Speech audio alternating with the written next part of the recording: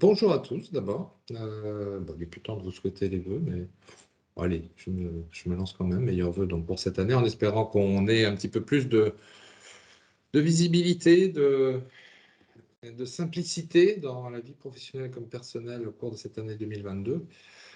Le sujet qu'on va aborder aujourd'hui est important. Alors, je dresse un petit peu le contexte.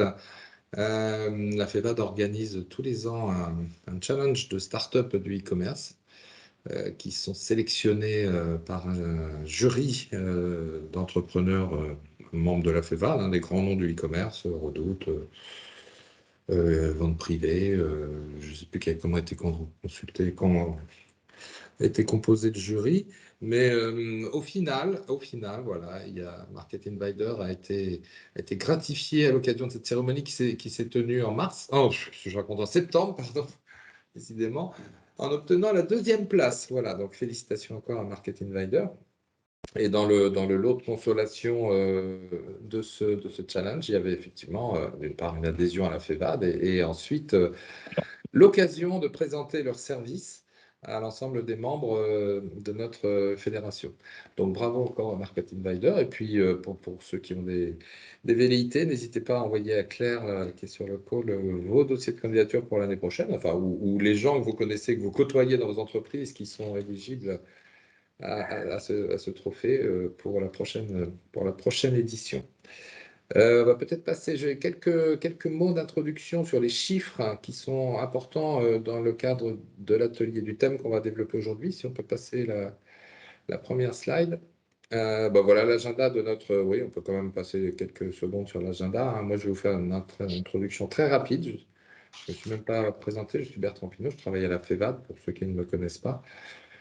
Je vais vous présenter quelques chiffres du bilan 2021 de la FEVAD, des chiffres tout frais, parce que la conférence de presse qui communique ces chiffres à l'ensemble de la place se tient en même temps, en ce moment même, avec une participation de Bruno Le Maire d'ailleurs. Et donc, j'ai eu le droit, comme c'est en même temps, de dévoiler quelques chiffres tout frais. Puis après, on démarrera sur la présentation et l'architecture intéressante que nous propose Market Insider avec Cegid dans une offre de marketplace. On peut passer peut-être sur notre première slide, donc des chiffres tout frais de ce matin. Claire. Voilà, non, c'est pas Claire, je crois qu'il fait avancer, c'est Anna.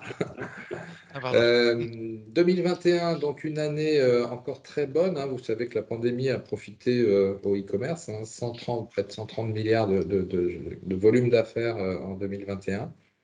Une croissance qui reste, par rapport à 2020, très forte.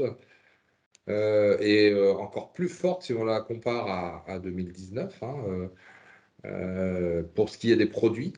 La caractéristique de ces chiffres, c'est vrai qu'il y a deux marchés e-commerce. Il y a un marché des produits qui a explosé pendant la pandémie, un marché des services.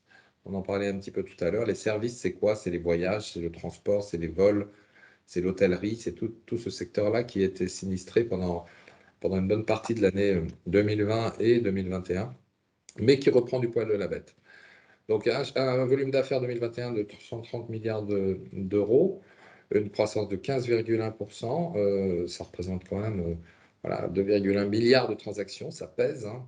60 euros, ça c'est le panier moyen. Et puis cette croissance, les points phares de la presse qui a lieu ce matin sur les chiffres de 2021, c'est la reprise des ventes de services. En 2020, quand même, voilà, ça a repris, en 2021, pardon, ça a repris par rapport à 2020, on voit cette croissance de 44%, mais il faut voir qu'en 2020, par rapport à 2019, on n'a pas atteint encore le niveau qu'on avait à 2019, il y a un rattrapage, mais ce n'est pas encore le plein volume.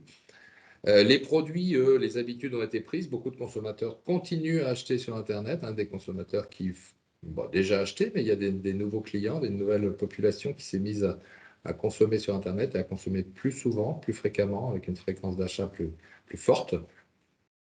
Donc les produits continuent de croître. Alors 7%, ça ne paraît pas beaucoup par rapport à 2020, mais il faut dire que 2020 par rapport à 2019 était une très forte année. Donc vous le voyez, 42% en 2021 par rapport à 2019, c'est considérable.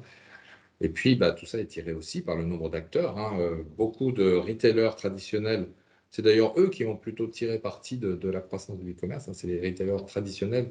Compte tenu des magasins fermés, ceux qui avaient des sites internet ont pu, si ce n'est équilibrer, du moins limiter la casse. Et du coup, ceux qui n'avaient pas de site ont continué à créer des sites, et la progression du nombre de sites est un indicateur qu'on suit qui est important pour mesurer le marché. Si on passe rapidement à la slide suivante.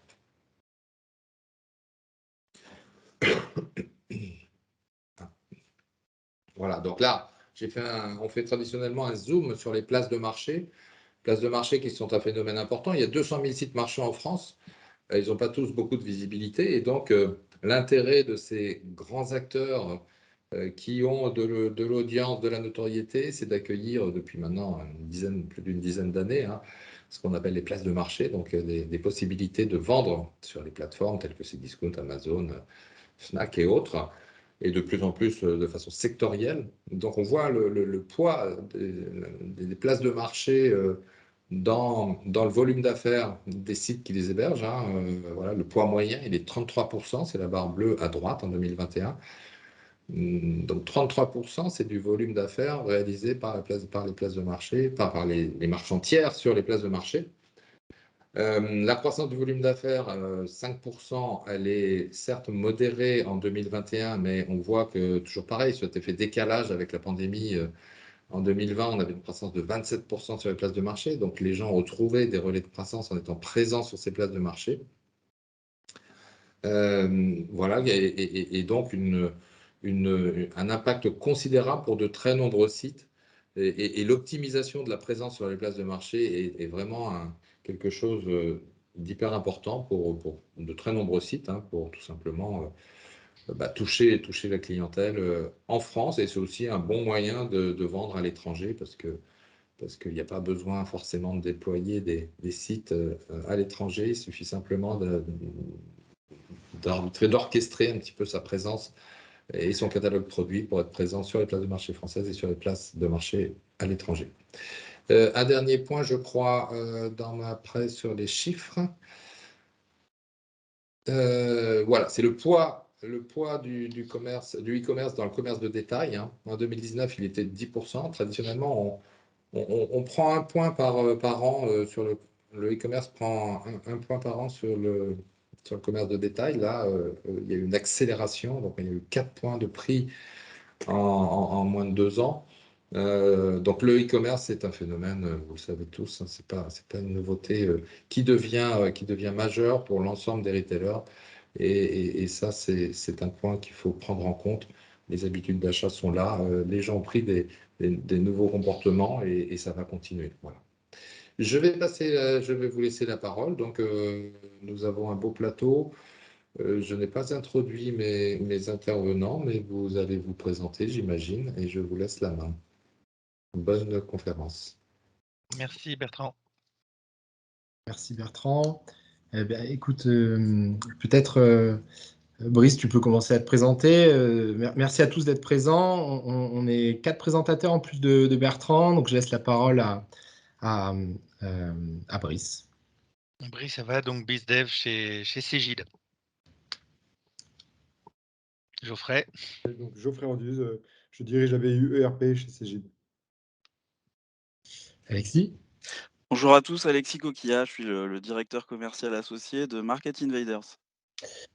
Et donc voilà, Vincent Auger, je suis président cofondateur de Market Invaders et je suis très heureux d'être là présent avec vous pour vous présenter cette approche, cette offre conjointe que l'on a définie avec Cegid. Et je laisse la parole à Geoffrey sur pourquoi déjà on s'est rapproché, pourquoi on a fait un partenariat voilà, au niveau marché. Geoffrey, c'est à toi. Bonjour à tous et merci pour votre invitation. Donc effectivement, avant de parler d'offres communes et comment on imagine les offres de gestion pour le marché du e-commerce, on voulait déjà revenir un petit peu sur comment les technologies et à travers l'ère digitale dans laquelle nous sommes évoluent, comment elles impactent les systèmes de gestion et de pilotage de l'entreprise, donc les systèmes d'ERP, systèmes à l'origine financier, mais finalement qui pilotent l'ensemble des ressources, et ce qui va vous permettre après comme ça d'appréhender l'enjeu et l'opportunité qu'a ce genre de système, un lien avec des acteurs tels que Marketing Insider, de manière à répondre aux enjeux forts du e-commerce. Peut-être juste en quelques mots, vous parlez de Cégide. Anna, c'est ça qui tourne le slide, parfait, merci. Donc en quelques mots, donc Cégide, c'est une entreprise qui a plus de 30 ans. Le fait marquant, ça a été un changement d'actionnariat, donc avec un fonds d'investissement qui est arrivé il y a un peu plus de 5 ans. Donc aujourd'hui, l'entreprise, c'est une entreprise qui est vraiment concentrée sur les métiers autour des ressources financières et humaines. Donc on a des activités autour des experts comptables, autour des talents, donc la gestion des payes et des ressources. On a fait le rachat dernièrement de Talentsoft, autour des systèmes de gestion financière, donc les ERP, tout ce qui est taxes, tout ce qui est trésorerie. Donc notre activité aujourd'hui est très orientée à travers le SaaS, parce que plus de 67% de notre activité est à travers le SaaS. Donc cette capacité à appréhender au niveau européen les enjeux du SaaS. On est le 4e acteur SaaS aujourd'hui en France, derrière les 3 grandes activités américaines. Donc, c'est une entreprise française, hein, donc plus de 600 millions de chiffres, 3600 personnes. Et notre vision, finalement, c'est d'être le leader européen des solutions dans le cloud, donc dans le SaaS, de gestion à la fois des flux financiers et des talents, des ressources, des humains. Et à travers ça, c'est vous apporter au quotidien, par l'ajout de nouvelles technologies, les moyens de simplifier, d'automatiser et surtout de valoriser l'ensemble des données qui sont au sein de votre entreprise et dans votre écosystème. Voilà un petit peu la philosophie dans laquelle nous sommes et dans laquelle nous investissons chaque jour à travers de l'innovation. Peut-être slide suivante. Donc, en quelques mots, quand on parle de ERP, donc de système de gestion de l'entreprise, donc déjà, nous, on est présents sur ce marché-là depuis plus de 15 ans. Donc, on a plus de 4000 clients aujourd'hui en France, à la fois sur des marchés de PME et de TI. L'enjeu qu'on a vu pendant un certain nombre d'années sur l'ERP, finalement, c'était un enjeu déjà d'un enjeu réglementaire, donc de pouvoir piloter et structurer son organisation financière et comptable de manière très rigoureuse, en temps réel. Donc, il y avait un cadre et une normalisation très, très importante. Les évolutions sont naturellement par rapport à l'expertise de l'éditeur et avec une intégration au fur et à mesure, une intégration plutôt horizontale des domaines applicatifs de l'entreprise. Ça, c'est quelque chose qui a permis aujourd'hui de gagner en efficacité et en productivité au sein des entreprises au cours des 15-20 dernières années. Maintenant, on voit très bien qu'à travers cette digitalisation des métiers, de vos process et de vos relations avec vos clients, les systèmes de gestion ont eu besoin d'évoluer. Est-ce que vous pouvez passer à la slide suivante? Merci beaucoup. Donc, notre vision aujourd'hui et la manière dont on a développé nos nouvelles générations de systèmes de gestion, de ERP, c'est d'avoir finalement une vision plateforme qui va vous permettre à la fois naturellement dans une première dimension, de digitaliser l'ensemble de vos processus de manière le plus simple possible. Ce n'est pas uniquement avoir une vue financière de vos métiers, mais vraiment d'avoir apporté une analyse, une capacité de décision en temps réel des activités de l'ensemble de vos entreprises, de votre entreprise. On peut parler de stock, de services, de commerce, etc. Donc, un ensemble d'activités.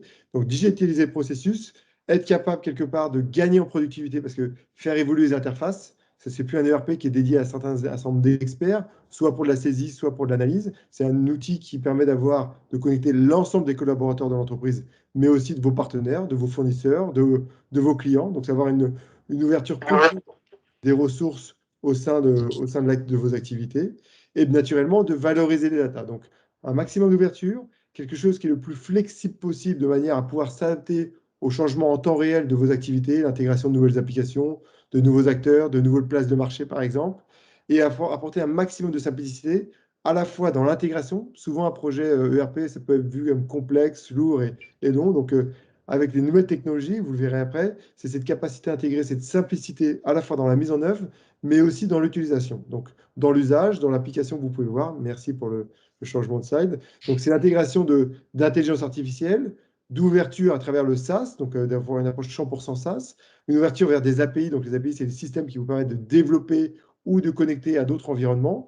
Et la manière où l'information, la donnée, va être traitée et valorisée. La manière va être affichée, la manière où vous allez pouvoir l'utiliser sous différents formats. Finalement, un processus métier, que je sois au stock, aux ventes ou à la finance, la manière où je regarde mes critères de performance et la manière où je veux obtenir l'information, l'interface sera différente. Donc, c'est cette capacité à configurer et à paramétrer, à personnaliser les environnements et les usages des ressources de l'entreprise de manière complètement différente. Et ça, aujourd'hui, on est capable de le faire avec cette approche, une fois, d'usage de nouvelles technologies. Et donc, c'est de démocratiser, de simplifier et d'ouvrir au maximum cet outil au sein de l'entreprise. Voilà un petit peu la philosophie et la manière dont on essaie de répondre aux enjeux des différents métiers de nos clients. Brice, peut-être tu peux dire un peu plus loin sur Tout comment à on fait. fait Donc, sur la base de ces éléments, la réponse Cegid, je vais laisser la slide avancer. La réponse Cegid, en fait, c'est la plateforme Cegid XRP Flex qui est en fait tout simplement basée sur une plateforme technologique avec laquelle Cegid a opéré un partenariat sur une vingtaine d'années, et ce, dans l'esprit de pouvoir adresser le marché de manière assez immédiate avec un ERP qui, depuis ERP Cloud, hein, une plateforme cloud, qui depuis 4-5 ans déjà est reconnu aux États-Unis notamment comme l'acteur référent. Donc, il s'agit d'Acumatica que vous pouvez voir en haut, plutôt à droite, là, sur la logique leader par rapport à tous les ERP cloud ou non d'ailleurs du marché. Donc, sur cette base-là, je vais te laisser avancer la slide, Anna. Juste un complément peut-être, Brice. C'est Pardon, vrai qu'en excusez-moi. étant ancien consultant travaillant sur les ERP, on peut voir que là, cet affichage, il n'est pas forcément partisan. On a plusieurs publications du Gartner Group et d'autres qui positionnent Acumatica comme très, très en avance. Et ça, je pense que ça fait la différence pour les entreprises qui ont besoin de changer un peu de système d'information. Tout à fait. Et en l'occurrence, pour compléter le propos, de fait, c'est quelque chose qui perdure. Je reviens là de l'Acumatica Summit qui s'est opéré là aux États-Unis il y a quelques jours. Pour vous donner un ordre d'idée sur l'impact des technologies, aujourd'hui, Acumatica alloue 43% de ses ressources développement à l'évolution de la plateforme en continu. C'est-à-dire qu'en fait, non seulement c'est un outil qui à un instant T est l'acteur référent du marché de la PME, des ETI, pour ce qui relève des ERP cloud, mais c'est en plus un outil qui évolue dans le temps et bien sûr, la plateforme Cegid XRP Flex bénéficie de ces évolutions constantes technologiques et technologiques. Donc, en quelques mots, parce que je vais pas m'attarder quand même sur cette slide, mais on a évoqué, et Geoffrey le rappelait, Cegid est un acteur référent du SaaS et du cloud en France. Donc, on est sur une plateforme cloud native.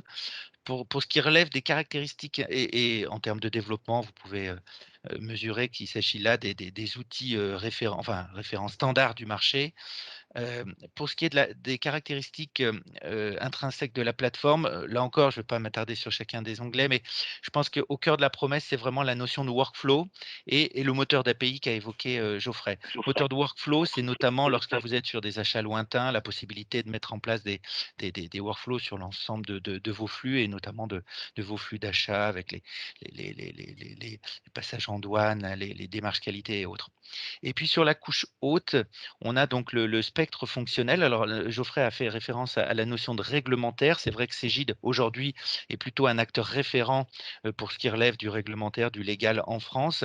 Mais la couverture fonctionnelle va bien au-delà, puisque, comme vous pouvez le voir, elle embarque naturellement toute une dimension CRM, même si pour autant, hein, et ça fait l'objet des petits onglets sur la partie gauche, on va savoir élargir la plateforme et elle embarque naturellement un connecteur natif Salesforce pour les gens qui auraient déjà cet outil-là, ou même HubSpot pour d'autres. Donc, au-delà des fonctionnalités, on aura cet élargissement avec le système d'information qui est le vôtre à ce jour, avec cette capacité d'interagir ou potentiellement de l'élargir. Donc, voilà en gros la couverture avec le cœur, gestion financière bien sûr, les métiers, puisqu'aujourd'hui on est plutôt pluridisciplinaire, avec toute la dimension distribution, c'est l'objet de notre call ce matin, gestion d'affaires pour les services, le CRM et puis la dimension fabrication. D'ailleurs, qu'elle soit dans nos propres ateliers ou sous-traitée ou externalisée, hein, avec toute la dimension supply chain au cœur de cela. Donc, en termes d'écosystème, c'est la continuité de l'exposition de Geoffrey. On a constitué un écosystème d'acteurs métiers, hein, puisque aujourd'hui, ce n'est pas simplement le fait d'élargir, j'allais dire, l'écosystème, c'est vraiment de permettre à un acteur que vous êtes d'adresser son métier de manière très, très précise et de venir faire l'adjonction d'une solution pure player d'un métier particulier. C'est le cas en l'occurrence de Marketing Invaders qui, bien sûr, vient densifier, élargir le spectre fonctionnel et adresser les spécificités du métier du e-commerce. Voilà, Oui, je juste vais. un Oui, pardon. petit commentaire. Là, non, mais c'est vrai que la semaine dernière, j'avais un atelier sur le multicanal qui devient, Tout à fait. je l'ai vu avec les chiffres, on l'a vu avec les chiffres, qui devient fondamental dans nos métiers. Et c'est vrai qu'on avait notamment un témoignage du groupe Yves Rocher, qui est par définition un acteur très multicanal historiquement. Et c'est Un vrai beau client Cégide d'ailleurs, hein, pour info. Ouais, bah, je savais pas. Voilà. Toutes les boutiques Yves Rocher sont sous Cégide, sachez-le. Et c'est vrai que le front office est important. Là, on parlait de paiement, mais il fallait un front office commun, ou en tout cas qui communique entre les stocks, entre les paiements, que ce soit en boutique, que ce soit sur téléphone, que ce soit dans le site, que ce soit en proximité. Ils ont même de la vente à domicile sur certaines de leurs marques. Et tout ça n'est fonctionnel et ne sera facilité que s'il y a un soubassement et un back-office qui est extrêmement souple, évolutif et costaud. Et je pense que cette plateforme représente toutes les caractéristiques. Oui. C'est tout à fait ça, complètement. Merci. La philosophie est tout à fait là, c'est-à-dire que c'est profiter de cette potentiel marché, cette accélération marché qui est à travers l'omnicanal, mais c'est aussi d'avoir les fondations qui permettent d'être assez agile, assez rapide pour répondre aux différents types de besoins et d'éviter des problèmes de flux entre l'achat, le SAV, etc. Donc, c'est vraiment cette capacité à intégrer et avoir une approche la plus sans couture possible, c'est-à-dire la plus simple possible, de manière à piloter et à être très, très, très, très rapide dans l'exécution. Très bien. Anna, je te laisse avancer à la présentation de Market Invaders. Oui. Eh bien, merci pour cette présentation. Alors, c'est à mon tour de vous présenter Market Invaders, que j'ai confondé il y a 7 ans avec 2 autres associés. L'activité historique de la société, qui s'appelle du coup Net Invaders, c'était de développer des solutions web plutôt orientées e-commerce. Et rapidement, on a eu un premier client qui nous a indiqué que voilà, les places de marché, c'était important pour lui, mais qu'il y avait des solutions sur le marché qui n'étaient pas forcément assez larges fonctionnellement. Et donc, on est parti il y a quelques années sur l'édition de logiciels. On a créé une première mouture de Market Invader. Et puis voilà, petit à petit, la suite fonctionnelle a grossi. Et la vision que l'on avait, c'était d'augmenter de toutes les manières le volume d'affaires des marques, des distributeurs. Et petit à petit, on s'est rendu compte que ça permettait d'augmenter le volume d'affaires également des places de marché. Donc, c'est ça que permet Market Invaders. C'est donc une solution SaaS qui permet d'augmenter le volume d'affaires des marques et des distributeurs. Alors, quelques chiffres. On gère 100 millions d'euros pour le compte de nos clients. On a donc 50 000 commandes traitées mensuellement. Nous sommes partenaires des principaux acteurs de l'écosystème, comme les partenaires stratégiques. Donc, Miracle, qui est le leader mondial de la création des systèmes de places de marché. Doctopia, qui n'est autre que la maison mère de Cdiscount et qui cherche justement à concurrencer Miracle plutôt en France dans un premier temps. Donc, il crée des nouvelles places de marché avec une approche un peu différente. Bien sûr, Cegid et la FEVAD. Nous sommes une équipe à taille humaine. On a commercialisé il y a 2 ans de manière assez à large échelle Market Invaders. Et on réalise ça avec une équipe de 15 personnes. Et comme on l'a dit, on est très fiers d'avoir été élu deuxième au Challenge Start Me Up, qui pour le coup, s'il y a des gens qui sont intéressés pour l'année prochaine, qui nous a apporté beaucoup de visibilité, de crédibilité. Et voilà, on remercie la FEVAD encore une fois. Très bien, parfait. C'est franc.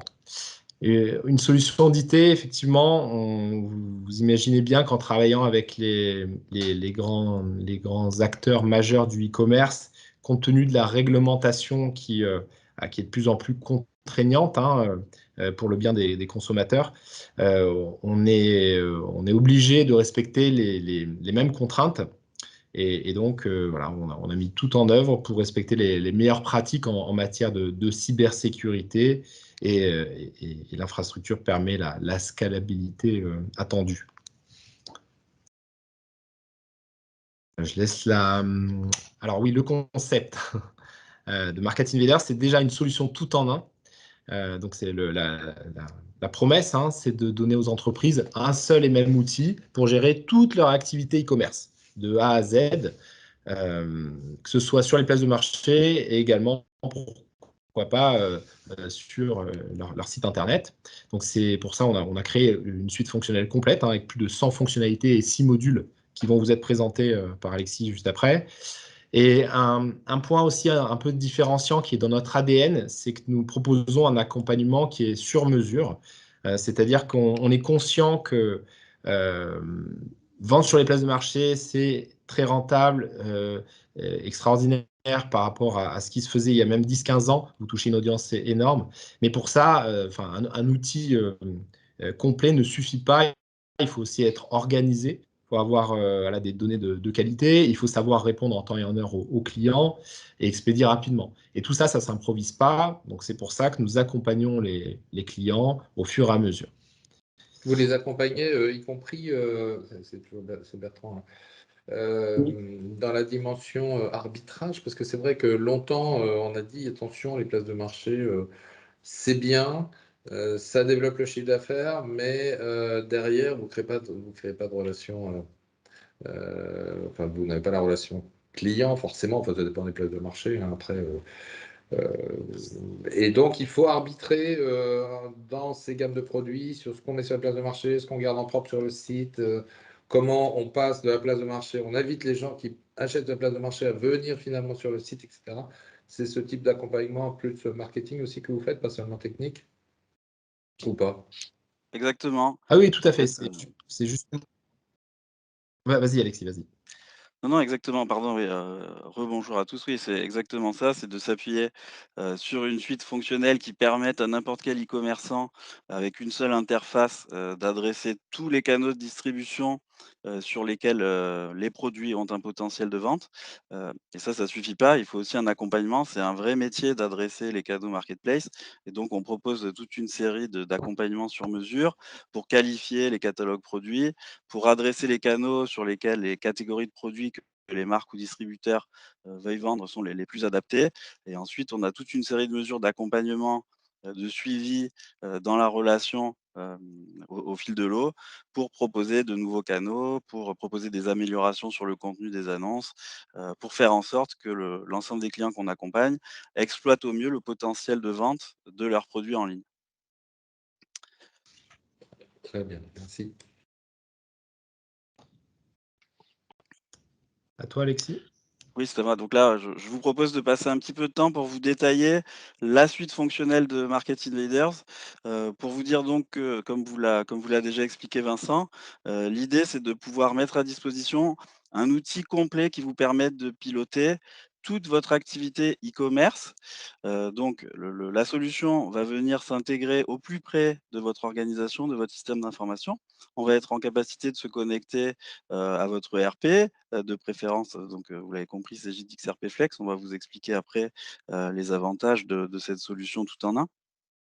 Et ensuite de pouvoir, grâce à notre solution, à travers différents modules, piloter l'ensemble de votre activité pour adresser ensuite, 1, 2, 5, 10, 20 places de marché et potentiellement un ou plusieurs sites marchands également. On va être en capacité d'adresser donc tous les canaux en ligne que vous souhaitez, adresser avec le même outil. Donc dans cet outil, on va avoir un premier module qui est un module catalogue. En fait, ça va fonctionner comme un PIM, hein. Un certain nombre de nos clients l'utilisent d'ailleurs comme un PIM. Et vous allez donc avoir la possibilité ici de loger toute votre donnée produit, donc de l'ensemble des photos, des caractéristiques, des descriptions, tous les champs que vous souhaitez mettre, et donc de stocker en un seul et même endroit l'ensemble de la donnée produit. En corollaire, on a développé un certain nombre de fonctionnalités. On a un module de traduction automatique. On utilise les algorithmes de Google et surtout DeepL pour permettre à nos clients de traduire quasi instantanément l'ensemble du catalogue produit, de manière à pouvoir adresser des marchés étrangers très facilement et donc exploiter le potentiel de vente rapidement, dans un premier temps en Europe et puis après, pourquoi pas aux États-Unis ou sur d'autres continents. On a Ça, des modules d'enrichissement. je te Oui, coupe 2 minutes. Ce bien sûr. volet-là est super important, le volet Oui, data et qualité de la donnée, hein, pour revenir sur le challenge Start Me Up cette année, je crois, Claire me corrigera, mais je crois que c'est Unify, qui est une autre société avec laquelle vous travaillez peut-être. Oui, qui, on qui, est partenaire. qui est une solution de plus ou moins automatique d'enrichissement de cette data, de correction, de redressement des données descriptives du catalogue de façon en utilisant l'intelligence artificielle de manière à avoir de la data propre pour aller sur ces places de marché justement. Et ça, c'est un point qui est fondamental quand on veut être présent de manière qualitative sur ces canaux. Exactement. Et donc Unify fait partie des partenaires qu'on peut proposer à certains clients qui veulent aller relativement loin dans l'enrichissement d'un catalogue produit. Mais on a toute une série d'actions qu'on peut faire en préalable pour qualifier de manière exhaustive un catalogue produit. Donc ce catalogue, une fois qu'on l'a enrichi et traduit, on va Peut-être être en cap. Peut-être, Alexis, juste un complément, désolé de t'interrompre. Non, non, je t'en prie. Pour la traduction automatique, effectivement, on a deux niveaux d'action. Donc d'abord une traduction automatique qui fonctionne très bien et qui est intégrée. Et pour les clients qui ont besoin d'un service un peu plus fin, qui travaille plus sur, voilà, sur le ROI fin de différentes classes de produits, on travaille avec un des leaders du marché aussi sur la partie post-editing. Donc, c'est la traduction hybride, à la fois donc automatique et manuelle par des êtres humains, mais uniquement, on va dire, sur les 5%, 10% qui font la différence dans votre catalogue produit. Donc ça, c'est quand même important selon la taille de l'entreprise, parce que la traduction automatique, elle a quand même ses limites. Et comme vous le savez, au niveau marketing, bah, autant être clair et séduisant. Donc voilà, il y a vraiment ces deux niveaux, à la fois l'automatisme un peu bête et méchant, entre guillemets, et l'autre qui est plus hybride, affiné, car il y a une intervention semi-manuelle. Vas-y, Alexis.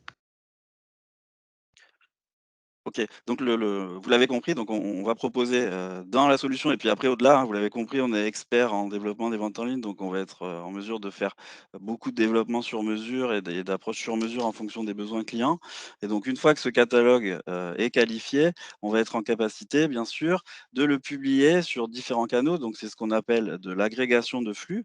Et donc là, on va synchroniser vos flux, les stocks, les commandes sur, plusieurs canaux, donc potentiellement plusieurs dizaines de canaux, hein. On a des clients qu'on accompagne sur presque 30 places de marché et sur 5 à 10 sites marchands. Et donc là, l'intérêt, effectivement, c'est de pouvoir publier votre catalogue produit sur les canaux sur lesquels on les attend et donc profiter de la visibilité et des flux passants sur des places de marché qui ont plusieurs millions de vues quotidiennes et donc vous apporter la visibilité, les ventes pour développer votre chiffre d'affaires. Alors après, Bertrand le disait tout à l'heure en introduction, il y a différentes stratégies hein, de positionnement pour aller sur une place de marché. On peut y aller pour déstocker, on peut y aller pour être plus visible et ramener de la clientèle sur des sites marchands. On peut y aller pour faire du développement à l'international. Il y a plein de raisons et plein de bonnes raisons pour aller sur les places de marché. Notre travail, ça va être effectivement en amont d'accompagner les clients pour juger des meilleurs potentiels, des meilleurs canaux pour répondre à ces stratégies de développement sur les marketplaces. Un point important et technique, je passe un peu de temps là-dessus, c'est central pour les marchands qui veulent se projeter sur les places de marché en multicanal, c'est par rapport à un outil d'agrégation de flux, c'est la notion de fréquence de mise à jour qui est essentielle, c'est-à-dire la rapidité avec lesquelles les flux vont être échangés entre d'une part votre ERP et ensuite la mise à jour des flux sur chacun des différents canaux que vous allez adresser. Et donc cette fréquence de mise à jour, elle est essentielle pour assurer votre visibilité sur l'ensemble des canaux et pour être sûr d'être en live, en quasi temps réel. Donc notre solution, elle va permettre très concrètement de mettre à jour instantanément le contenu de vos annonces. Et ça vaut pour l'entièreté, hein, les photos, les descriptions, les prix, les stocks, ce que vous voulez, en instantané sur Amazon et ensuite entre 5 et 15 minutes sur toutes les autres places de marché. Et ça, c'est un avantage concurrentiel qui est essentiel par rapport aux autres solutions du marché qui sont proposées, qui en moyenne vont vous mettre à jour les annonces entre 2 heures et 8 heures. Donc ça, c'est un point essentiel si vous voulez être compétitif et si vous voulez avoir une vision et une approche fine de votre activité en ligne. Mesurez bien, selon les acteurs que vous benchmarkez, la fréquence de mise à jour qu'ils vont vous apporter sur la publication de vos annonces. En corollaire, Ouais. bien sûr. Ça Oui, c'est ouais, j'ajoute un point, toujours en parlant des brochets, c'est super important, notamment pour les stocks, hein, dans une gestion, d'une approche multicanale, une stratégie multicanale, qui est poussée au maximum, hein. C'est super important que le petit magasin de quartier ait la même vision des stocks que le site e-commerce, et que les autres magasins. Ça permet effectivement une livraison et une satisfaction du client, infiniment plus grande, parce qu'il n'y a rien de tel que pour un client de vouloir acheter un produit qu'il voit qu'on lui propose et puis finalement il n'y a pas le stock, etc. Donc bien sûr. cette gestion harmonisée des stocks, alors Groupe Rocher utilise une autre solution pour ça qui a été aussi membre de la FEVA, qui s'appelle One Stock, qui offre une visibilité complète des stocks, que ce soit le stock entrepôt, le stock magasin, le stock e-commerce. Et ça permet une combinaison des stratégies de vente absolument très importante. Donc il y a cet aspect stock qui est très important, Bertrand, vous l'évoquez, mais il y a aussi le potentiel de vente qui est plus exploité parce que si, vous êtes sur X canaux, une dizaine de canaux et que vous voulez gérer un nombre de références limité, bah, il est très important de pouvoir mettre à jour de manière régulière ces informations de stock, de manière à ce que les annonces soient toujours en ligne et que vous soyez en capacité de vendre. Donc ça, c'est aussi, très impactant en termes de performance et de chiffre d'affaires. En lien avec ce module de publication, on a aussi mis à disposition de tous nos clients, ce qu'on appelle un module de repricing. Donc en fait, c'est un module d'ajustement automatique des prix. Aujourd'hui, si vous voulez être efficace sur les places de marché et que vous êtes distributeur, ou que vous êtes une marque qui potentiellement, donne à certains de ses distributeurs la possibilité de vendre ses produits en ligne, pour être performant, vous êtes obligé d'utiliser ce type d'outil qui va vous permettre donc de toujours vous positionner sur un prix en tant que, prix le plus bas. Donc sur Amazon, ça s'appelle la buy box. Sur les autres places de marché, ça s'appelle meilleur vendeur. Et donc l'idée de notre solution, pour les distributeurs qui sont en concurrence sur les références, c'est de pouvoir renseigner pour chaque produit, un prix minimum, un prix maximum, une borne de mise à jour de prix et nous, de manière automatique et donc toujours grâce à la fréquence de mise à jour optimale qu'on propose, on va aller interroger chaque place de marché sur chaque produit quasi instantanément pour savoir si vous avez un concurrent, qui vend ce produit et s'il le vend moins cher, se caler à un prix inférieur dans les limites que vous avez définies. Donc vous allez pouvoir jouer la guerre des prix jusqu'au prix plancher que vous avez défini, le prix en dessous duquel vous voulez plus vendre. Et puis, donc, ça vous garantit d'être toujours le meilleur vendeur sur la place de marché que vous avez décidé, puisqu'on utilise les fréquences d'ajustement les plus rapides. Et puis, dès que vous n'avez plus de concurrents, ça vous permet aussi d'optimiser vos marges, puisque le système, automatiquement et quasi instantanément, dès que votre concurrent n'a plus de stock, va repasser le prix du produit à son prix plafond et donc optimiser vos marges. Et donc ça, aujourd'hui, dans une optique de développement d'activité sur les places de marché, si vous êtes distributeur ou si vous êtes une marque, qui a des distributeurs physiques qui potentiellement vendent vos produits, c'est un outil qui est indispensable aujourd'hui si vous voulez être performant et si vous voulez exister sur les places de marché. Et bien sûr, ça fonctionne nuit et jour, ce qui est toujours utile d'adapter ses prix, voilà, de manière systématique. Ouais. Et puis ça pilote aussi, ce que je disais tout à l'heure. Beaucoup d'acteurs attirent l'attention, enfin, de marchands, hein, dans les discussions sur la place de marché, sur la dépendance qu'il risque d'y avoir à la place de marché. Alors, ça peut être une stratégie, on peut ne vendre que sur les places de marché, et à ce moment-là, pourquoi pas. Mais il faut faire attention à ne pas être place de marché dépendant dans sa stratégie prix, notamment. Ah bien sûr. Parce que, L'outil, voilà, Bertrand, l'outil permet d'avoir une stratégie de prix très fine, hein, et donc de déterminer, place de marché par place de marché, des descriptions différentes, des stratégies de prix différentes, des campagnes promotionnelles différentes. Donc ça, bien entendu, qu'on sait le piloter, le gérer en fonction de la stratégie de chaque client et par canal. c'est ça. C'est important de le préciser. Ensuite, on a un module de centralisation des messages. Donc là, je passe du temps à vous décrire, l'ensemble des fonctionnalités. L'idée de l'outil, c'est que vous n'ayez plus besoin d'aller vous connecter à un back-office place de marché. Et ça, en termes de productivité, en termes de gain de temps, c'est énorme pour tous les e-commerçants qui vont aller adresser une, deux et puis après plusieurs places de marché. Plus vous en ajoutez et plus ça vous rajoute de la contrainte en termes de suivi, qui est un critère essentiel si vous voulez réussir sur les places de marché, c'est répondre en temps et en heure aux messages clients. Et pour ça, on a intégré dans notre solution une messagerie qui va vous centraliser et vous remonter l'ensemble des demandes d'informations et l'ensemble des messages clients issus des commandes des places de marché que vous adressez.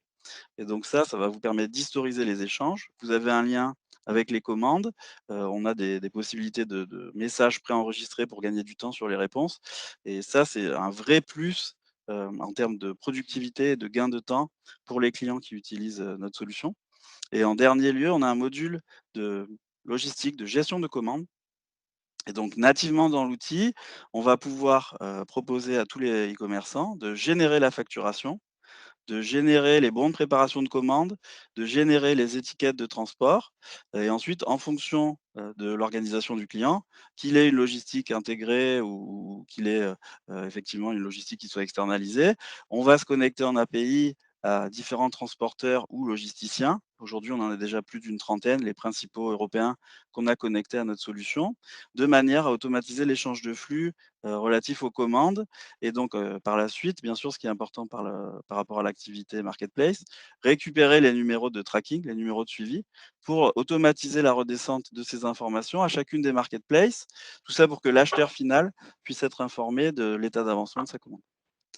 Voilà, donc en fait, vous l'avez compris, c'est vraiment l'idée, c'est d'avoir un seul et même outil pour piloter toute son activité e-commerce, à la fois les places de marché, mais aussi son ou ses sites marchands qu'on va pouvoir adresser comme un canal de diffusion et donc synchroniser au sein de l'outil les fiches produits, les stocks et les commandes qu'on va pouvoir faire remonter après auprès d'un ERP comme Cegid XRP Flex. Merci. J'ai oublié de préciser, n'hésitez pas à lever la main ou utiliser le chat pour poser vos questions. Hein. Cette slide est assez riche et assez complexe. Si à ce stade vous avez des interrogations ou des questions à poser à nos intervenants, n'hésitez pas. Et Alexis, peut-être en complément, en fait, ce qu'on peut rajouter, c'est que notre promesse, comme on l'a dit, c'est de satisfaire les clients. Et donc, ce qu'on propose à nos clients, c'est de s'adapter à leurs besoins et non pas l'inverse. Tout ça parce que nous avons la main sur la propriété intellectuelle de toute la suite logicielle. Et très régulièrement, en fait, pour être efficace, les sociétés ont besoin d'aller au-delà d'une solution sur étagère. Ils ont besoin de s'intégrer à leur système d'information, de prendre en compte leurs spécificités. Et ça voilà, c'est ce que l'on fait. Et donc, nous avons possibilité de nous connecter par API ou web service à n'importe quel système. Sachant que c'est notre métier de base de créer, de concevoir des solutions. Donc ça fait une différence aussi par rapport aux autres acteurs, étant donné qu'on n'a pas fait de levée de fonds, qu'on est indépendant. On n'a pas de pression à avoir un nombre de clients et on préfère choisir nos clients et les accompagner jusqu'au bout en fait. On a deux petites questions sur le chat là, Audrey de chez DPD, sur l'étiquette transport évidemment. C'est donc Cegid qui gère l'impression des étiquettes de transport. Alors, il y a deux. Alors, je regarde l'ensemble. Alors, en fait, on va pouvoir le faire à deux niveaux, c'est-à-dire nativement. Je prends la question de Audrey Chollet, pardon. C'est donc Cegid qui gère l'impression des étiquettes transport. Alors, là, on est en train de vous présenter la solution Market Invaders. Après, on viendra à la solution conjointe. Mais effectivement, on va pouvoir le faire à deux niveaux. Après, c'est le client qui va le choisir. On va être en capacité, dans Market Invaders, de pouvoir générer les étiquettes transport et l'échange d'informations avec les places de marché. Et ensuite, grâce au connecteur qu'on a créé avec Cegid XRP Flex, on pourra aussi également le piloter depuis le RP. Donc en fait, on a les deux possibilités. Et la seconde question, plus sur les données personnelles. Je peux peut-être répondre à cette question. Donc, quel type de données sont accessibles dans la plateforme? Donc, les données sont des données transactionnelles, de gestion, de commande. Enfin, quand vous passez une commande sur Amazon, sur la Fnac, voilà, c'est toutes ces données. C'est qu'est-ce que vous avez acheté comme produit, et puis après votre adresse de livraison, votre adresse de facturation éventuellement, vos noms, prénoms. Donc oui, il y a bien des données personnelles. Et donc, on est soumis à la réglementation européenne, GDPR et autres.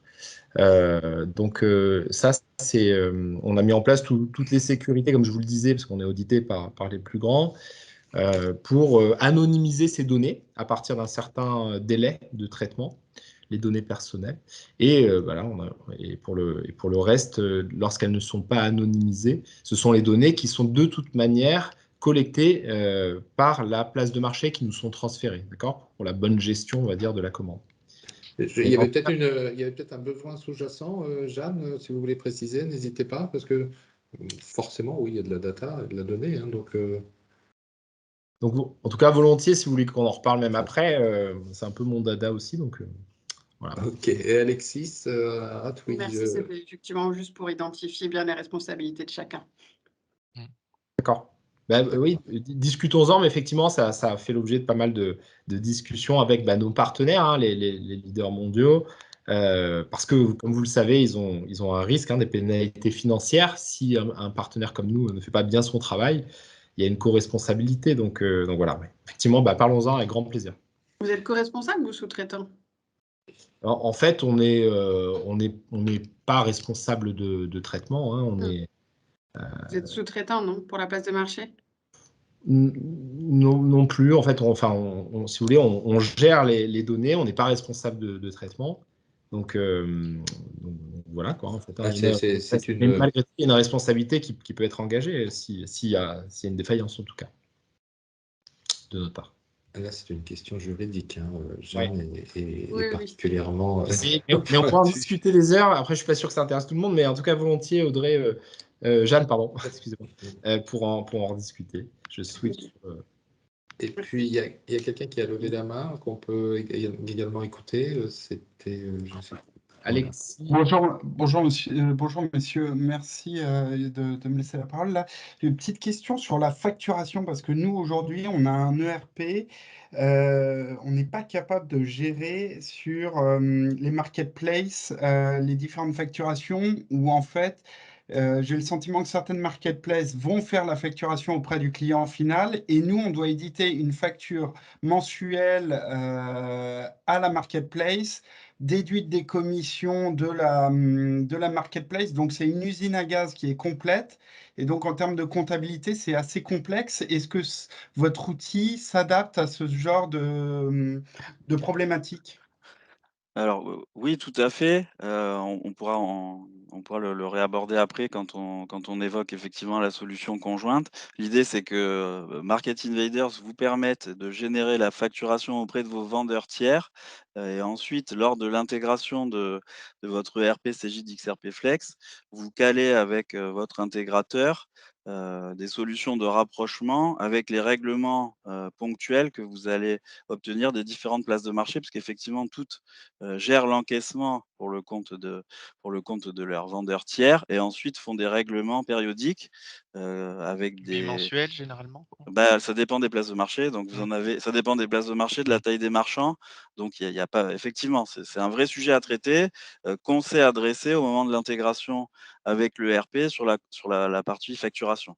Donc pour effectivement vous faciliter ce rapprochement et faire en sorte que vous ayez une vision claire de la facturation, des décalages, de la trésor par rapport aux encaissements réalisés par les marketplaces. Du coup, on sort du sujet, mais ça me vient, ça va très loin. Là, c'est la démat des factures. Là, j'imagine que c'est soit Market Invader, soit Cegid qui doit être, j'imagine, en capacité d'adresser ce dossier réglementaire qui est à horizon 2020, les différentes échéances. Mais... Tout à fait. La plateforme Cegid XRP Flex l'embarque notamment, effectivement. Voilà. Mais c'est un autre En sujet. sortant. Je vous renvoie sur le site de la FEMAD. Il y a un replay d'un atelier très intéressant sur le sujet qu'on a fait il n'y a pas très longtemps, avec la presse associée. C'est au cœur de notre métier. Et c'est vraiment un problème. J'incite pour que les entreprises le prennent en charge, ce problème de la facturation électronique. Il y a des gros boulots derrière, importants à faire avec vos partenaires souvent, mais il faut les anticiper et ça va arriver très très vite. Ouais. Sachez que voilà, l'offre conjointe répond à cette demande, en tout cas, ça pourrait vous faire gagner du temps. Tout à fait. Alexis, l'accompagnement? Oui, je passe rapidement parce qu'effectivement, on a passé du temps sur la suite fonctionnelle, mais je pense que c'était important. Donc, la suite fonctionnelle, effectivement, nous, on est persuadés qu'il faut le meilleur outil pour réussir, ça c'est certain, mais ça suffit pas parce que comme on a commencé déjà à le dire, le vrai sujet, c'est un vrai métier de travailler sur les marketplaces, et donc il faut être en capacité d'appréhender les véritables enjeux pour être efficace. Donc pour ce faire, nous, on a un accompagnement vraiment spécifique et sur mesure. Comme vous l'a dit Vincent, on a un développement commercial choisi et donc à chaque fois, on va réaliser un diagnostic e-commerce, du marchand, du client, de la marque, du distributeur pour savoir quelles sont ses ambitions, sur quel type de canaux il veut se déployer, analyser la qualité du catalogue produit, intégrer ses comptes places de marché, le former à notre solution, faire des tests de publication, s'assurer que ça fonctionne et puis, quand la phase d'intégration est terminée, ensuite, on a des chargés de compte dédiés. Donc on a des chargés de compte qui n'ont pas plus de 20 clients, pour avoir, une relation de proximité, qui soit proche et pour être très proactif, pour accompagner les clients, à la fois dans l'analyse de performance, donc de la publication, de leurs produits sur les différentes places de marché. Il y a de gros enjeux en termes de taux de publication. Ça, c'est des sujets qu'il faut savoir adresser, parce qu'effectivement, toutes les places de marché ont des règles spécifiques en termes de caractéristiques obligatoires, en termes de catégorisation. Donc, c'est des sujets qui sont très poussés et qui peuvent faire de grosses différences si elles sont bien adressées en termes de chiffre d'affaires. Donc, on est là pour accompagner les clients là-dessus au quotidien, pour leur proposer de nouveaux canaux, puisqu'on a la chance en France d'avoir un acteur notamment comme Miracle, qui est le leader mondial de l'édition de places de marché, et qui propose très souvent de nouveaux canaux, de nouvelles places de marché pour développer les ventes. Et donc, ça, c'est des opportunités qu'on propose systématiquement et régulièrement à nos clients, puisqu'après, notre business model, il est fait sur de la rémunération à la performance. Et donc, on gagne qu'un pourcentage du chiffre d'affaires que les clients vont réaliser grâce à notre solution et à notre accompagnement. D'accord? Donc, c'est vraiment, on a vraiment intérêt à ce que chacun de nos clients soit le plus performant possible sur l'ensemble des canaux qu'il adresse. Ça fait sens avec le fait de vous dire qu'on n'a pas d'offres sur étagère. Voilà pour vous présenter brièvement l'accompagnement.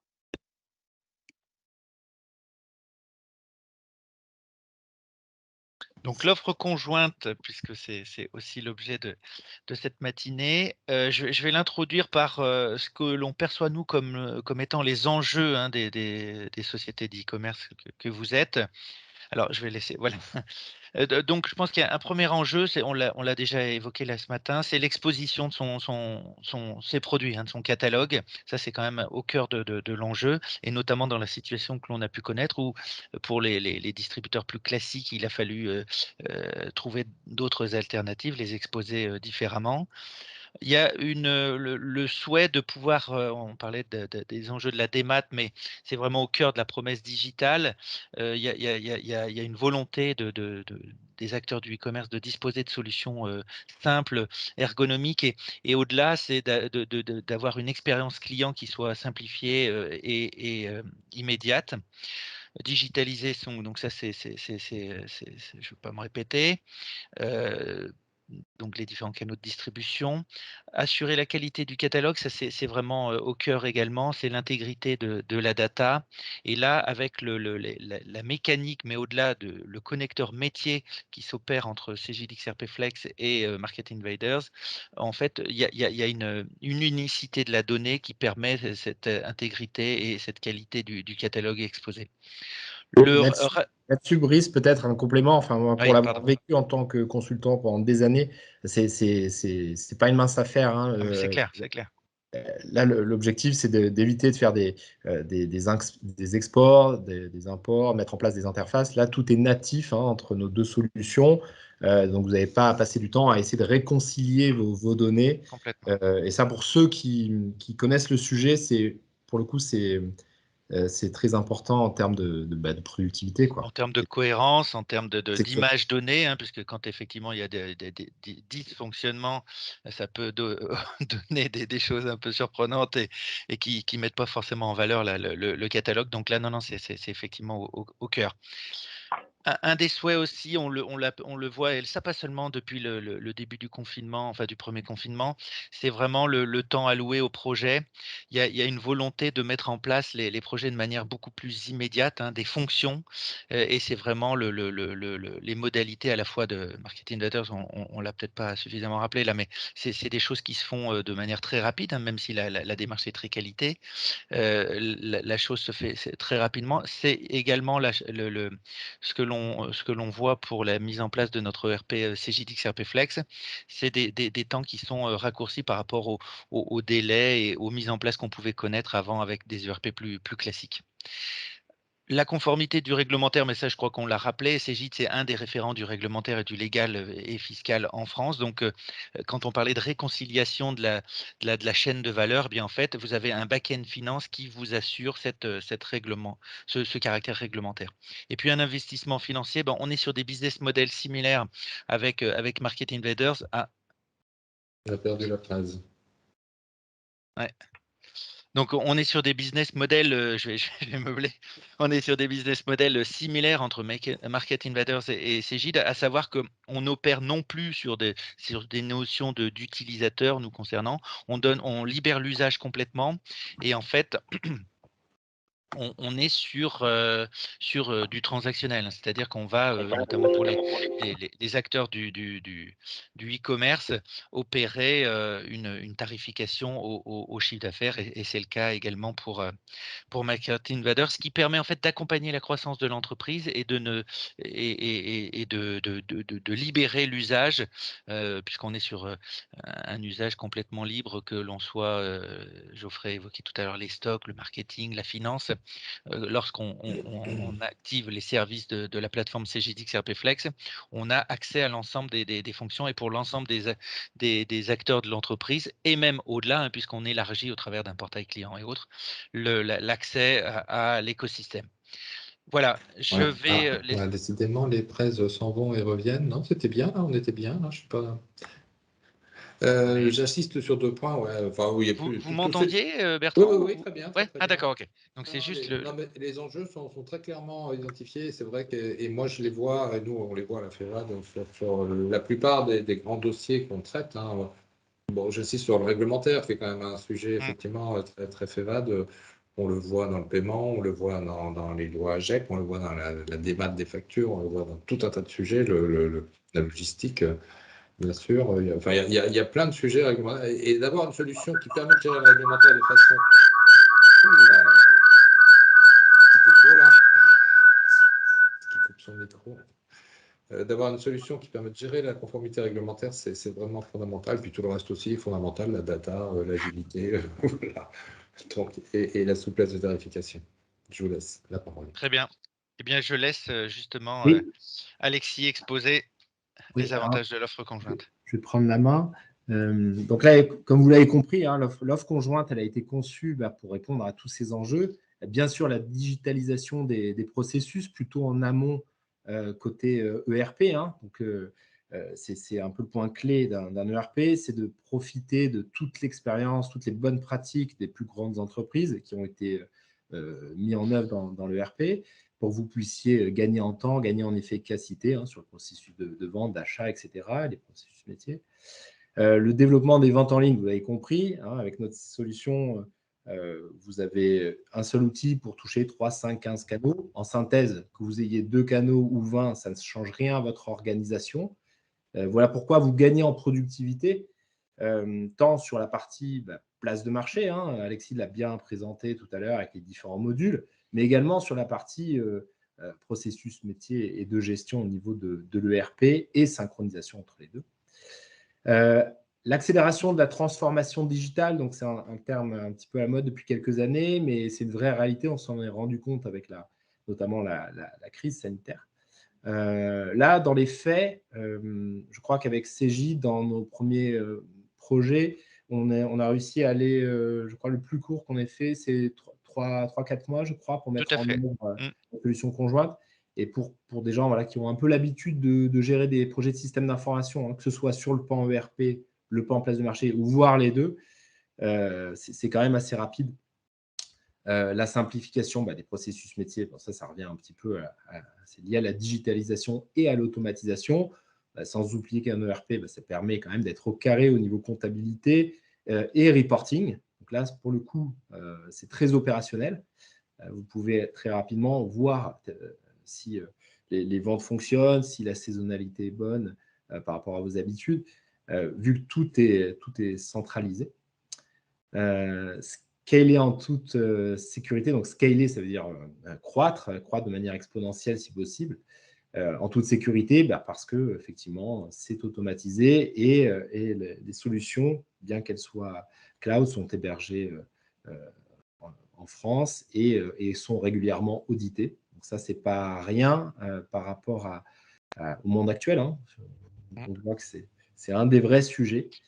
Oui, c'est Et vrai que enfin, juste, Vincent, je ne l'ai pas précisé, mais Cegid, on est bien sûr RGPD compatible et on est surtout en termes de sécurité, on respecte toutes les normes ISO, notamment la 27001, y compris les normes anglo-saxonnes pour ce qui est du cloud. Hein. Donc, données RGPD compatibles en France, régies par le droit français, mais pour autant avec toutes les sécurités et les accréditations internationales.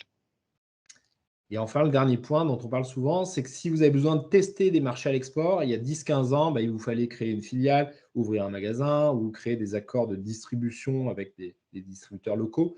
Aujourd'hui, grâce à la fois aux places de marché, donc connectées dans le monde entier à Market Invaders, et aux logisticiens, pour peu que vous n'ayez pas de logisticiens à l'international, vous avez des acteurs comme Amazon FBA ou Octopia Cdiscount qui sont capables de couvrir le monde entier pour le premier et puis l'Europe entière pour le second, et qui vous permet de dire, là, je mets en ligne une partie de mon catalogue, 10-15 produits, et je teste.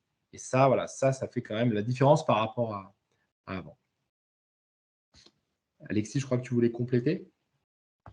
Oui, je pense que tu as été exhaustif, mais peut-être pour résumer aussi, avant de venir à ce slide-là, ce qui est important, bon, c'est une toute nouvelle offre, hein, on va vous faire les premiers retours de cas d'usage. Le connecteur est labellisé depuis le mois de septembre, donc c'est une offre qui est toute récente, mais tout ce qu'on vous décrit là en termes d'avantages, en fait, retenez simplement que si vous êtes e-commerçant et que vous voulez une seule interface, un ERP avec une seule interface pour traiter des flux à la fois sur un site marchand et des places de marché, c'est la seule solution qui existe aujourd'hui. Exactement. Peut-être on peut passer rapidement là-dessus. Oui, bien sûr. Alors là, c'était pour vous dire effectivement que c'est un vrai connecteur entre les deux solutions, hein. Et donc effectivement, pour chaque projet, on va venir créer le connecteur, la passerelle entre, entre XRP Flex et Market Invaders et s'assurer de la bonne synchronisation, de la facturation bien entendu, des fiches produits. Donc après, en fonction des dossiers clients et de la volonté des clients, de leur organisation, on va pouvoir créer tout partie de la fiche produit dans le RP et venir après l'enrichir dans Market Invaders pour adresser les canaux de distribution. Et puis surtout, c'est ce qui est important après pour être efficace en termes de vente par rapport au connecteur, ça va être bien entendu la synchronisation des stocks et des commandes avec le RP.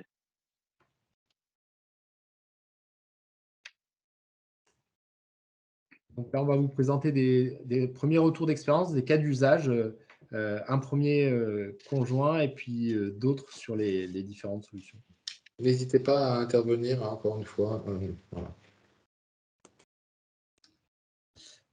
Donc le premier exemple qu'on vous présente, c'est une société qui s'appelle Motodac, qui avait des enjeux de mettre en place rapidement un système d'information qui permettait de effectivement digitaliser les processus de la société et assurer et développer la croissance sans forcément avoir besoin de recruter. Donc pour pas être trop long, les résultats obtenus, donc c'est une société qui vendait déjà sur les places de marché, hein, qui avait déjà une activité et qui utilisait plusieurs prestataires. Donc déjà, le premier point, c'est qu'en arrivant, on a pu remplacer 4 anciens prestataires. Hein. Donc cette société avait un prestataire pour la traduction, un autre pour l'agrégation de la publication, encore un autre pour la gestion de commandes et enfin un dernier pour l'ajustement des prix. Donc voilà, c'est une société qui avait quasiment 2 millions d'annonces publiées à aujourd'hui, pardon. Et ils sont présents sur, alors c'est 4 places de marché, mais avec l'ensemble des pays, ça fait 18 canaux marketplace, plus de sites e-commerce. Donc tout est centralisé dans la même solution conjointe Cegid de Market Invaders. Et les résultats, c'est le gain d'un ETP pour le traitement des commandes, et puis une croissance de 30% du chiffre d'affaires dans les 3 mois suivant la migration. Voilà. Ah, c'est impressionnant, oui. Je reviens sur les 18 marketplaces.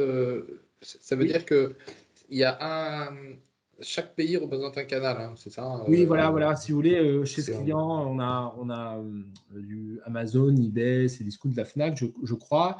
Donc, ça, on va dire que ça fait 4 marques, si vous voulez.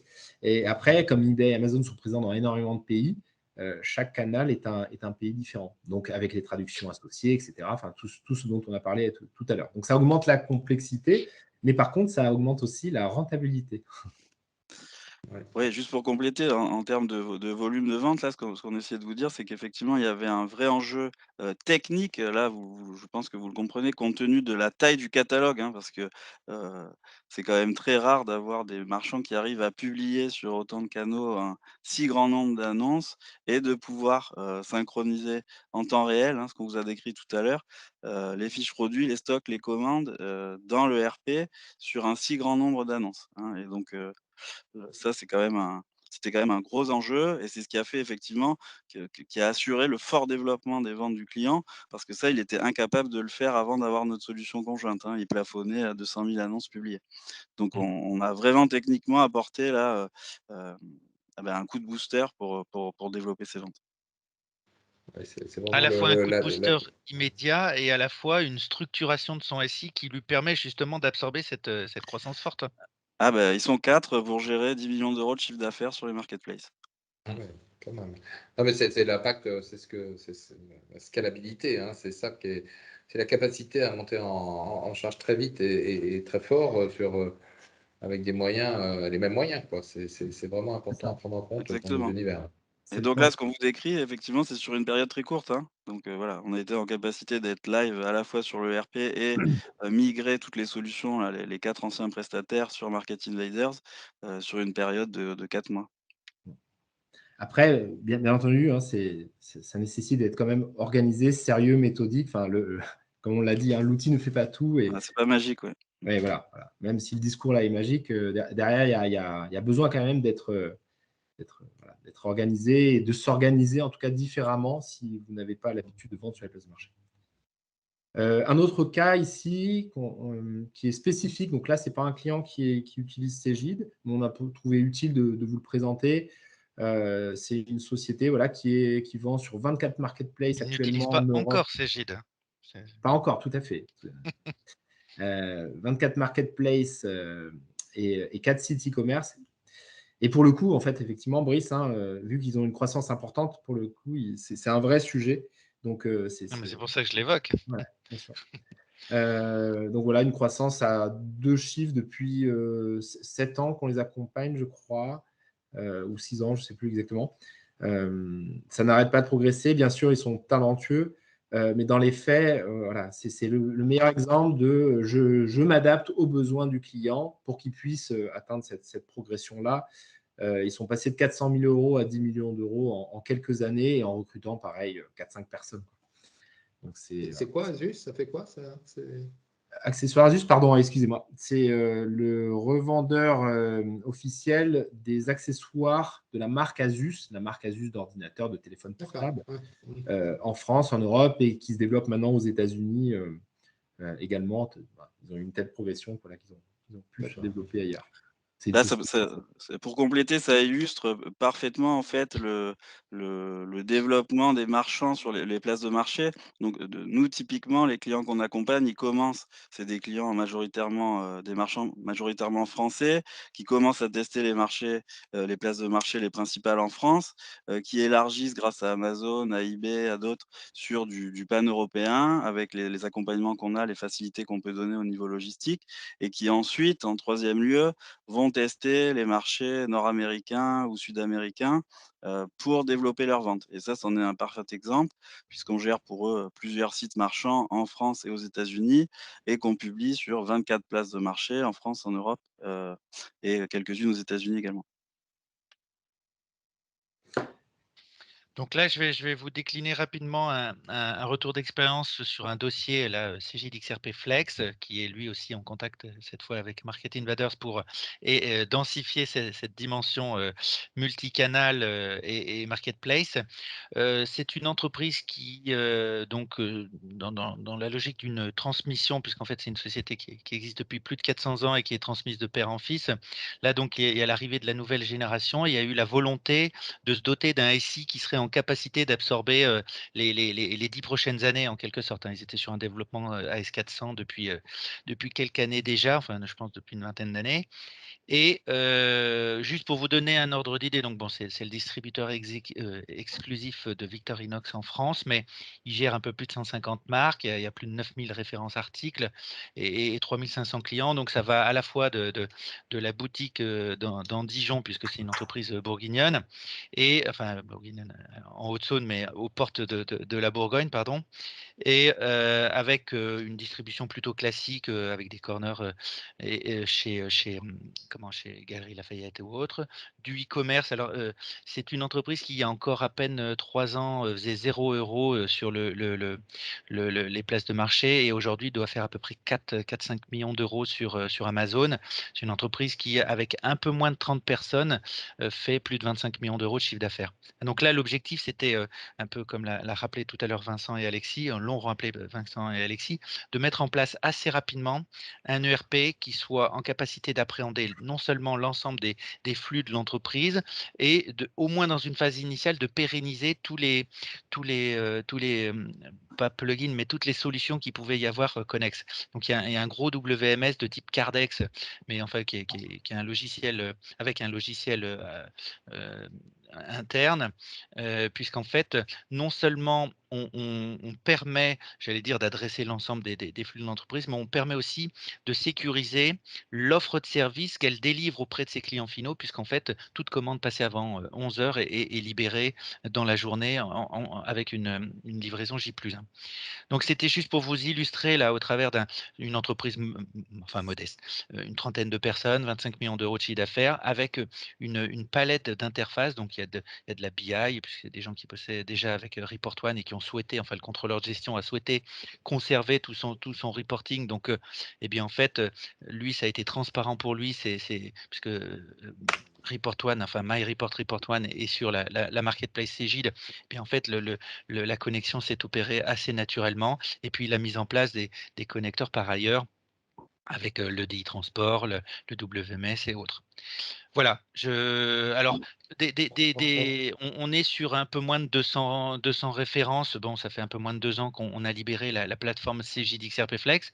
Par ailleurs, c'est Acumatica, qui est donc la plateforme source, a aujourd'hui un peu plus de 10 000 clients. On est sur le marché de la PME, ETI, on va dire l'entreprise, allez, à partir de 20-30 personnes. On a pu voir que grâce au relais d'outils comme Market Invaders, on était en capacité de faire un gros CA sans pour autant justement que ce soit pas linéaire, hein, sur les ETP en conséquence. Donc on va adresser des entreprises, typiquement Bélinier venait du monde AS400, mais vous prenez, on a fait un dossier là avec Market Invaders également qui s'appelle Training Series, qui était un acteur à la base classique, hein, donc avec boutique, qui venait du monde QuickBooks et qui, aux prémices du premier confinement, a souhaité accélérer sur la partie e-commerce, s'est doté de Cegid XRP Flex, ultérieurement de Market Invaders, et il distribue aujourd'hui tout ce qui est articles de sport, Kettler et autres. Et il y a eu un vrai boom, puisqu'ils ont profité de la fermeture des salles de sport pendant les confinements. Et enfin, j'ai plus les chiffres en tête, mais c'est juste impressionnant. Et donc, une mise en place très rapide, là encore, avec une adjonction de Marketing Ladders qui leur a permis de se développer, y compris notamment à l'international. Voilà. Merci. Il y a une question, Eric. Pardon. Eric Baumann, vous avez la parole. Oui, bonjour, je suis Eric Baumann, je présente une entreprise et on vous entend d'assez loin, je ne sais pas. c'est mieux là? Oui, très bien. D'accord. Oui, je disais, je représente une entreprise, on parlait un peu des différentes entreprises dans ce nouvel écosystème qui correspond parfaitement à ses approches et ses besoins. Parce que l'écosystème, à partir du moment où on peut aussi bien vendre sur différents flux, et là je crois que vous avez un très bel acteur avec Market Invader, tout comme de l'autre côté, vous faites venir des produits de différents endroits du monde, on se retrouve avec un nombre d'informations et data où il faut qu'il y ait une véritable cohérence. Ça, je suis entièrement d'accord et c'est très intéressant sur les différentes solutions. Nous-mêmes, on est dans une grosse croissance à 2 chiffres. 2020, on a décidé qu'on était en saturation. On a répondu à un système d'éco-environnement qui correspondait parfaitement à cela. À ce titre-là, on aura grand plaisir à discuter avec Market Invader parce qu'on est avec un autre agrégateur et je pense qu'il peut y avoir des approches qui peuvent être intéressantes. Mais on est client également depuis 1 an de CJ d'XRP Flex. Il a été mis en place, enfin, préparé en travail en septembre 2020. Et la question que je me pose est la suivante.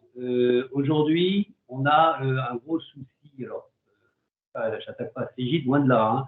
Mais on a un gros souci dans la notion d'approche où je prends par exemple l'éco-participation, prochainement le one-to-one. C'est-à-dire ce sont des spécificités qui se mettent en place sur une logique économique, une logique comptable qui appartient à différents pays ou à différents continents.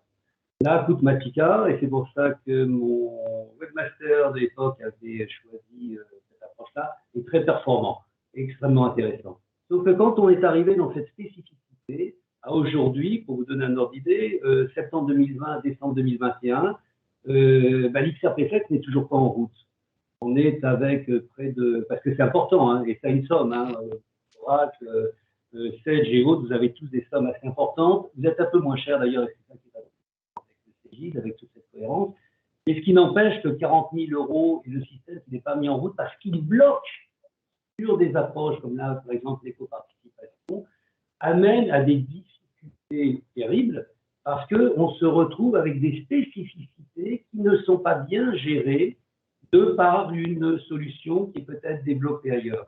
Qu'est-ce qui aujourd'hui peut me garantir, moi président de cette entreprise, qui voit aujourd'hui mes équipes dans des grosses difficultés parce qu'il y a des flux ou des datas qui ne correspondent pas ou qui n'arrivent pas à être travaillés? Est-ce que c'est lié à l'XRP Flex? On est bien, puisqu'il est réellement sur la base d'un bon système qui est la Chromatica. Est-ce lié à vos développeurs? Parce que quand vous travaillez avec des entreprises qui s'occupent d'adapter donc votre solution sur nos environnements, à quoi est-ce lié? Et quelle est un peu la réponse que vous pouvez apporter quand une entreprise comme la nôtre, donc depuis maintenant près de 18 mois, n'a pas pu mettre encore en place votre solution et du coup se retrouve un peu impacté, vous imaginez bien, sur l'ensemble. J'aimerais pouvoir faire partie très prochainement, parce qu'on est client de l'XRP Flex, des cas qui sont ici, et peut-être qu'on a une spécificité par notre métier, on est dans l'importation de mobilier de jardin, ça demain, ça s'appelle KREA.fr, et voilà, j'aimerais un jour si on m'appelle. C'est la société Woody's, c'est ça? J'ai le plaisir de pouvoir dire. Oui, c'est ça, ouais. D'accord. Voilà un peu mon approche. Très intéressant, Eric. C'est très bien d'avoir un exemple. La complexité, le diable se cache dans les détails, et c'est vrai que on a de quoi en e-commerce effectivement en avoir des détails. Donc, pour apporter juste un élément de réponse, ce qui va faire la différence sur ce type de projet, c'est effectivement une définition d'un cahier des charges qui soit très détaillé et donc de pouvoir anticiper tous les sujets que Monsieur Baumann a décrits là. Donc effectivement, on est sur un environnement qui est très changeant. Au niveau de l'international, il y a plein de choses qui évoluent, au niveau réglementaire, plein de choses qu'il faut mettre en place, mais la réussite du projet, elle va dépendre à la base d'une correcte définition et d'un cahier des charges qui soit le plus complet possible et le mieux anticipé possible. Donc, peut-être qu'on pourra en parler avec Monsieur Baumann Oui, mais bon, là, typiquement, c'est des impacts extérieurs qui peuvent difficilement, qui peuvent être anticipés à quelques mois ou années près, mais on parlait d'agilité tout à l'heure, donc je pense que Monsieur Baumann attend. Non, mais C'est effectivement tout à fait. Je me souviens bien, c'est pour ça que j'évoquais Woody's. Oui, il y a eu un sujet.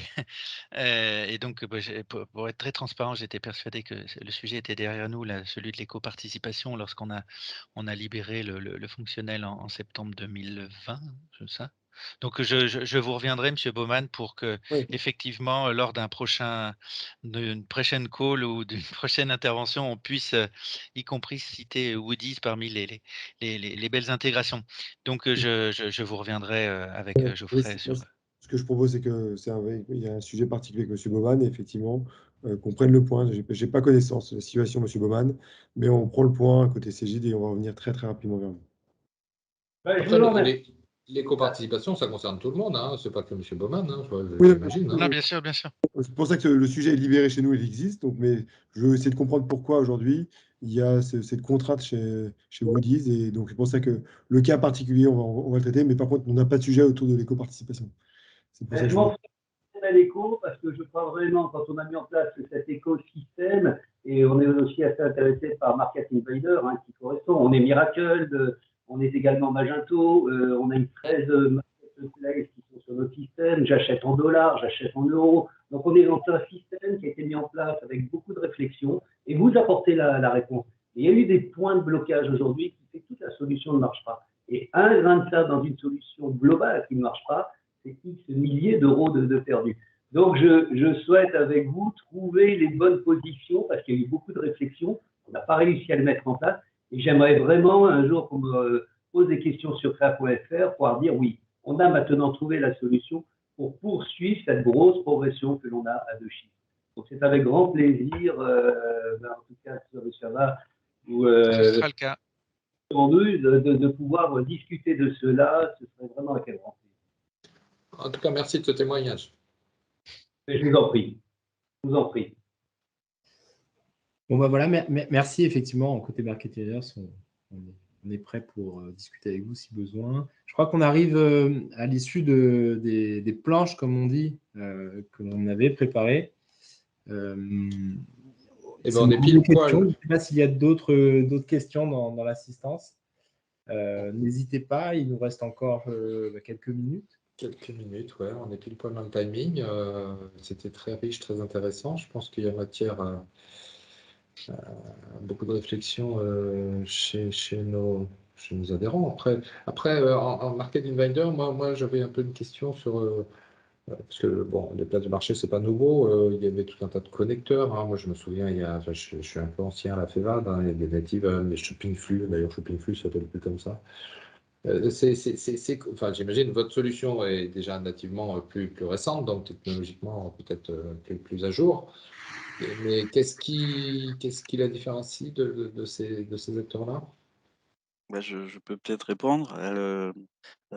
Effectivement, là, les acteurs que vous avez évoqués sont des agrégateurs de flux, et donc effectivement, ils ont développé des solutions il y a déjà un certain nombre d'années, et à l'échelle des marketplaces, effectivement, comme vous le dites, ça évolue rapidement, et donc par rapport au schéma que vous présente Vincent là, eux, ils vont se positionner uniquement sur la partie publication et synchronisation des stocks, d'accord? C'est ce qu'on appelle des agrégateurs de flux, et ces gens-là vont uniquement prendre un flux produit pour lequel il faut nécessairement déjà avoir un site marchand, déjà, hein, alors que nous, on n'est pas dans l'obligation de l'avoir. Donc, en termes de souplesse, déjà, ça rajoute une contrainte.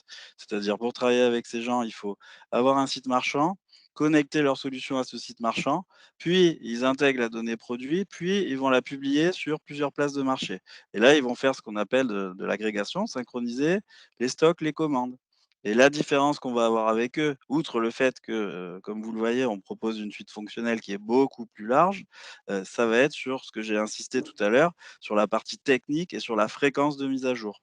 Quand vous utilisez les solutions existantes sur le marché, elles proposent des mises à jour entre 2 et 8 heures, ce qui n'est pas du tout, en termes techniques, c'est pas efficace. Donc, si vous voulez, le marché n'est pas encore mature sur ces aspects-là, et c'est vrai que là, on vient vraiment challenger le sujet. Donc, c'est pour ça qu'on accompagne principalement des marques et des distributeurs qui sont déjà très matures sur le sujet et qui ont compris que le vrai enjeu technique sur l'agrégation de flux, c'est la fréquence de mise à jour qu'aucun de ces acteurs que vous avez cités n'adresse aujourd'hui de manière efficace.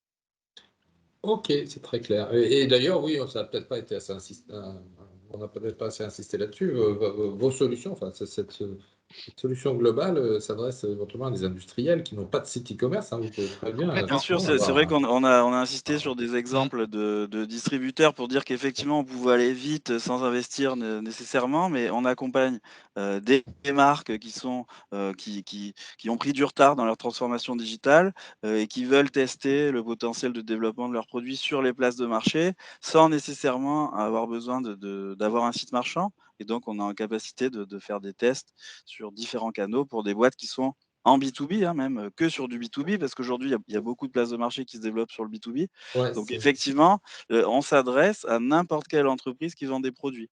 Et vraiment, il ne faut pas s'auto-censurer parce que souvent, c'est un faux ami de penser que ces outils sont destinés à des entreprises qui adressent déjà le marché, qui sont déjà présents sur les places de marché, parce que souvent, il y a plein de boîtes qui n'ont pas exploité du tout le potentiel digital de vente de leurs produits et qui ont de fortes capacités, à la fois en B2B et en B2C.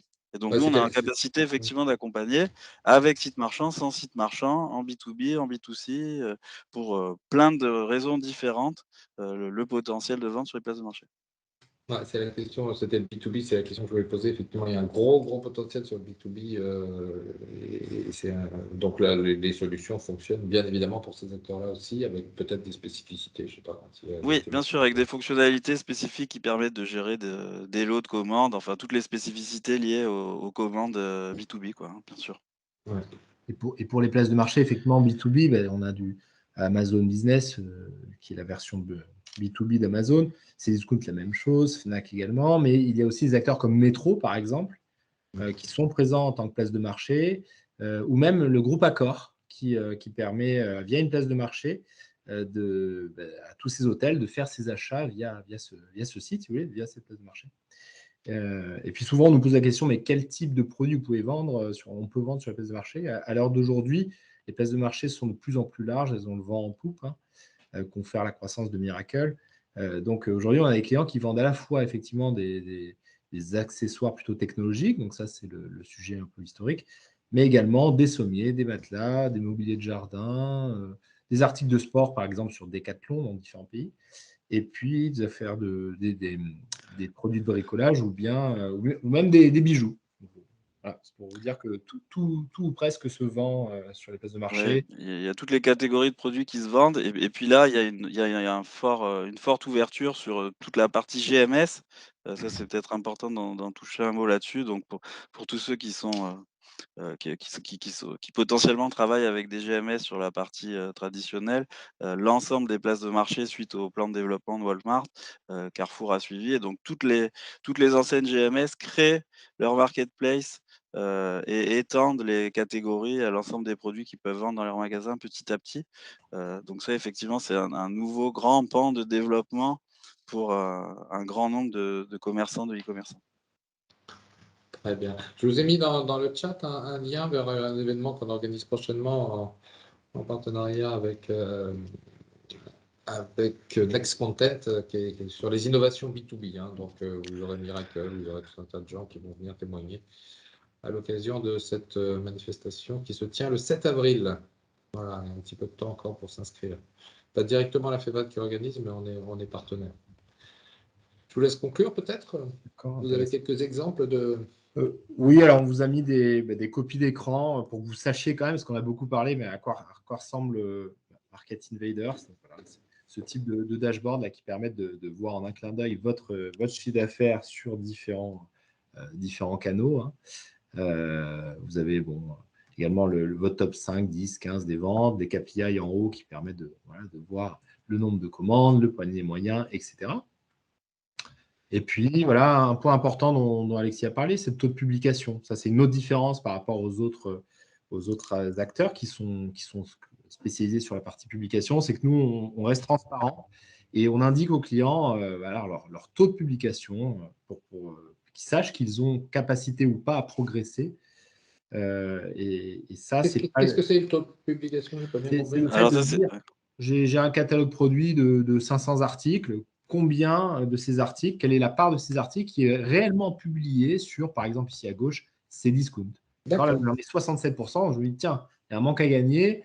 Est-ce que c'est pour des sujets techniques, des sujets, est-ce que c'est volontaire ou pas, hein, des sujets voilà, de distribution par rapport à mes distributeurs historiques, où je ne veux pas les cannibaliser, par exemple.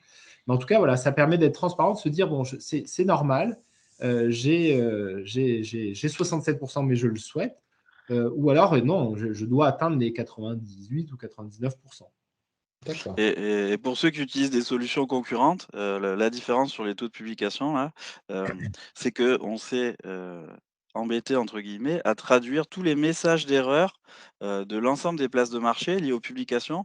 Ce qui permet à tous nos clients de manière instantanée de corriger ces erreurs et donc de republier l'annonce et donc potentiellement de vendre leurs produits. Et ça en termes de chiffres, tous les clients qu'on migre de solutions concurrentes qu'on a pu évoquer tout à l'heure, dans les 3 mois, en moyenne, elles constatent entre 20 et 30 d'augmentation de leur chiffre d'affaires, rien que par le travail effectué sur les taux de publication des catalogues produits. D'accord, impressionnant. Ouais.